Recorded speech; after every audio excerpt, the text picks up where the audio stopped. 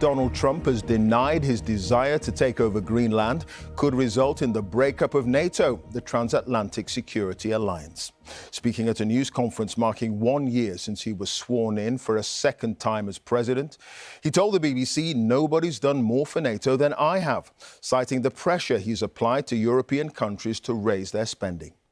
It followed a day of insults from Mr. Trump, lambasting the UK and revealing private messages from President Macron and the Secretary General of NATO. He also posted a picture of Greenland and Canada covered in the US flag. He'll come face to face with some of those he's been attacking tomorrow in Davos in Switzerland at the annual gathering of world and business leaders.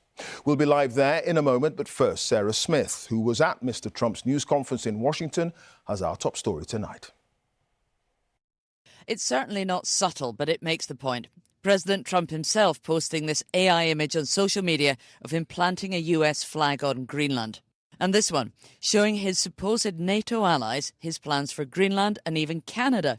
Remember, he won't rule out using military force against another NATO member. If a consequence of your determination to take control of Greenland is the ultimate breakup of the NATO alliance, is that a price you're willing to pay? You mean the breakup of it's very interesting. So I think something's going to happen that's going to be very good for everybody. Nobody's done more for NATO than I have, as I said before, in every way. Getting them to go up to 5% of GDP was something that nobody thought was possible, and pay. At 2%, they weren't paying. At 5%, they are paying. And they're buying a lot of things from us, and they're giving them, I guess, to Ukraine. That's up to them, but they're giving them to whoever they're giving them to, but they're buying a lot. I think that we will work something out where NATO is going to be very happy and where we're going to be very happy.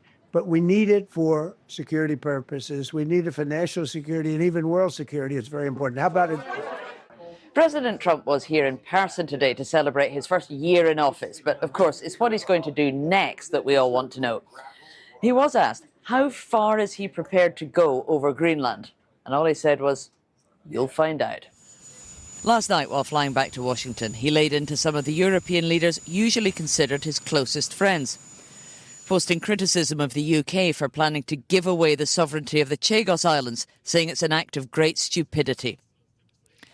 He revealed a fawning text message from the NATO Secretary General Mark Rutte, which said, I'm committed to finding a way forward on Greenland, signing off, can't wait to see you, yours Mark.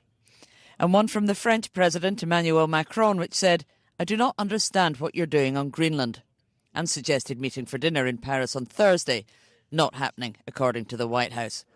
In a speech to the World Economic Forum in Davos, wearing sunglasses due to an eye infection, Macron attacked the threat of trade tariffs designed to weaken and subordinate Europe and a new world order where might makes right.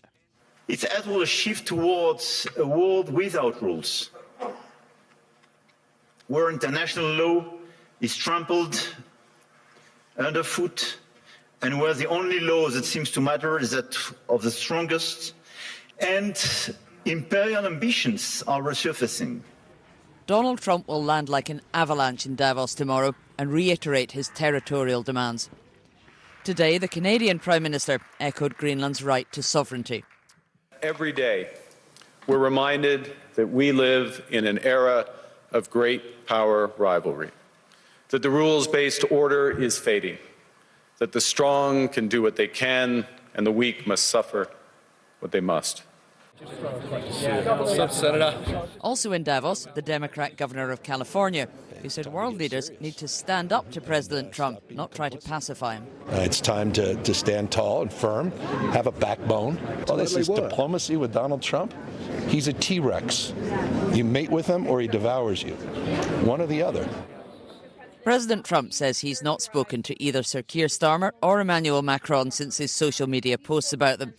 But he doesn't think there will be a problem. I think I get along very well with them. I mean, they always treat me well. They get a little bit rough when they're, when I'm not around. But when I'm around, they treat me very nicely. And, I like both of them. Another AI image of American Revolutionary War soldiers charging across the Arctic.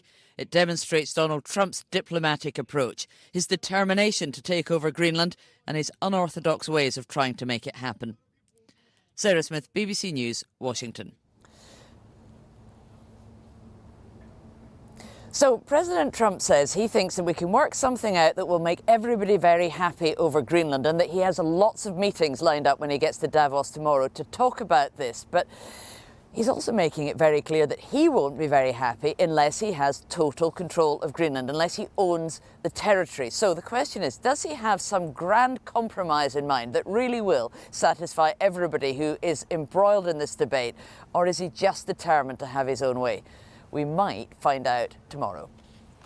OK, Sarah, thank you. Sarah Smith there, a North America editor, live at the White House. Well, at this evening's news conference in Washington, Mr. Trump said he actually got on very well with Sir Keir Starmer and Emmanuel Macron.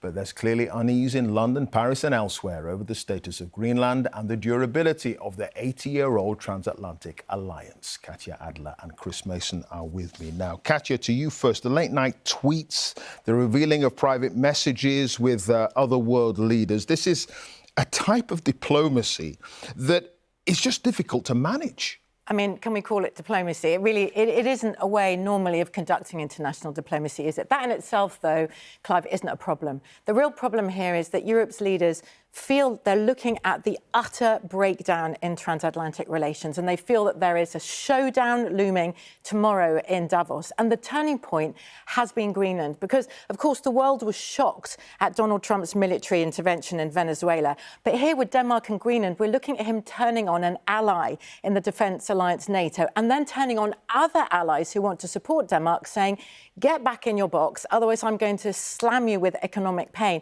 And that has been a red line for the Europeans. But what to do? Because up till now, Clive, European leaders have been following a policy of appeasement with Donald Trump, trying to keep him on side. They need him for their own security. They need him to find a durable peace in Ukraine. But what they're beginning to realise is they weren't safeguarding anything. They were enabling a US president who, behind closed doors, they say is frankly bullying. And so they say they've got to put an end to it. They're also beginning to realise he seems to back off those who actually stand up to him. So the EU, which is a massive power on the trade stage worldwide, has prepared a whole raft of possible economic measures that could cause real pain to US businesses. But before they launch that, they want to come eyeball to eyeball with Donald Trump in Davos tomorrow and see whether he really means what he's saying over Greenland, Denmark and the new tariffs. Sure. Chris, for Sir Keir Starmer, his policy has been engagement, keep talking, keep him at the table, appease him to a degree. Then the British are slagged off over the Chagos Islands when, in fact, the White House seemed to sign off on this deal months ago. Quite. And so absolutely central to the Prime Minister's approach, as you say, to Donald Trump over the last year, has been to try and make a wildly unpredictable president as predictable as possible.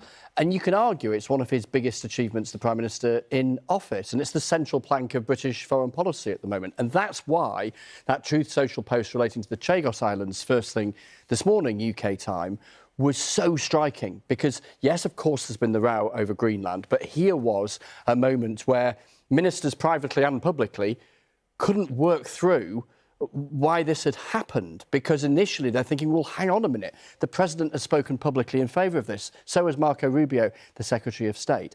Now, the element that they hold on to, because they don't know how he might react next, albeit it was a bit more emollient in that news conference tonight, is that in that same post, he was talking, as Katya was referring to his frustrations over Greenland. So the hope in Whitehall is that this is a one-off flashpoint because of his frustrations with Europe and the UK and the stance they've taken over Greenland, and he was lashing out in the context of the Chagos Islands. But the bottom line is, people in government here just don't know what is coming next. They hope it's a one-off, but they can't be certain.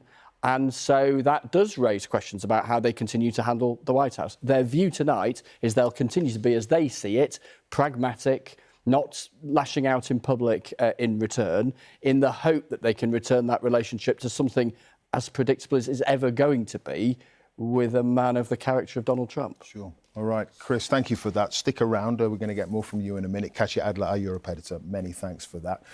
We're heading over to Davos now in Switzerland for that gathering of the rich and powerful, and where Donald Trump, as we've been saying, will be putting in an appearance tomorrow at the World Economic Forum. Faisal Islam is live there for us now. All eyes once again, Faisal, on Mr. Trump and his big arrival. Yes, Clive, this is a critical moment for the way the world economy, the world, is run, and it will reach its crescendo, as you say, in that building behind me when Donald Trump addresses this forum tomorrow afternoon. And it's been likened to a new sheriff being in town with new rules. His rules, perhaps no rules. And we will seek answers. The world here will seek answers to those questions about Greenland, those questions fundamentally about whether he is serious about increasing the territorial footprint of the United States of America, something met with bewilderment and bafflement here.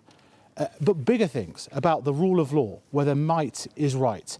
But I do think that that moment, it started today. You heard some of those speeches from other world leaders, and they may have reached the end of their tether, using words like neo-colonial, like bullying, but also in terms of Mark Carney, the Canadian Prime Minister, saying the rest of the world should join together, copy Canada, and diversify away from America to other parts of the world. So you're just starting to see a reaction from the rest of the world, who have been, to some degree, appeasing Donald Trump, now starting to say maybe we should join together and maybe this needs to end.